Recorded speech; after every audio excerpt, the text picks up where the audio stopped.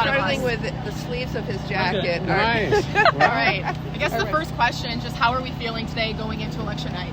Well, I've been traveling the state during the early voting period and launching canvass kickoffs, and volunteers are so committed to getting the vote out. And we had some great numbers in the early vote. Now, today's the last day, and I feel the same momentum running into the finish line, running across the finish line. So I'm feeling really great. Yeah, our ground game is so much better than the other side. It's just unbelievable. So I feel very positive. I'm really positive here. I asked every student that's working on this issue, making sure people are voting. I said, you know anybody in your orbit that has not voted? And the answer is no, everybody. So you think 50,000 students on this campus, they're going to make a huge difference.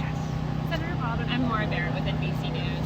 We saw with the early voting data, some internal polling showing a higher split for women over men voting. Looking at that split of the gender gap, that demographic, what does that say to you about this election? You know, I think obviously the stakes are very, very high in this election. And the contrast in the issues couldn't be stronger. And I think many of the issues that women care so deeply about are on the ballot.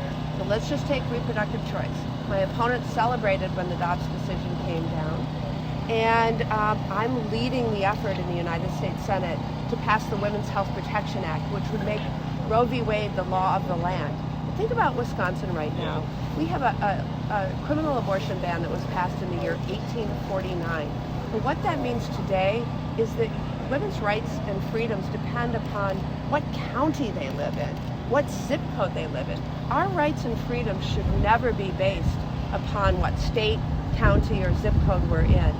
And so that's on the ballot. But also health care. I was just talking to students, and they have already heard that I was the person who wrote the provision in the Affordable Care Act that allows young people to stay on their parents' health insurance until they're 26. And they're like, I have health insurance because of you.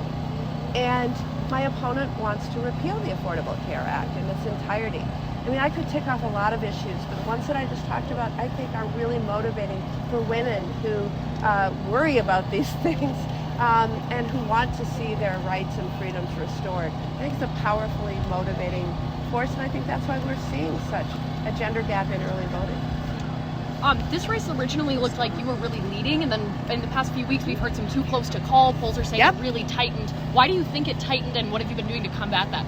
Yeah, so we are a battleground state. I'll say we are the battleground state. And look, in 2016, Trump won by 0.7%. In 2020, Joe Biden won by 0.6%. Our last U.S. Senate race was the tightest in the nation. And so I always expected it to close and close and close.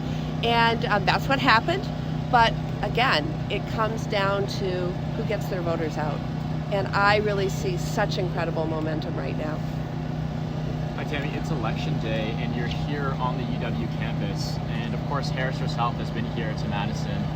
Just last week she had a rally targeted specifically towards UW students. Yes. What does that say about the importance of the student vote, and what have you been seeing among students in terms of enthusiasm? Look, the students and young people have more at stake than any other generation. They're going to be here the longest. And the issues that they think about are on the ballot right now. So I am overjoyed to hear about the high participation. In fact, after that rally last week with Kamala Harris and the concert, etc., I heard about lines for early voting that lasted maybe 2 hours on this campus.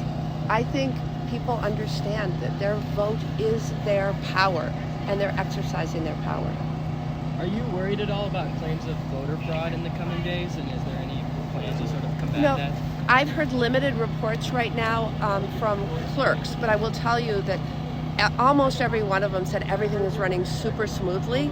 And we have a nonpartisan election clerks throughout this state that are very experienced. They know exactly how to run elections. The only thing I heard of so far was a malfunctioning voting machine, and they're scurrying to replace it with one that's working.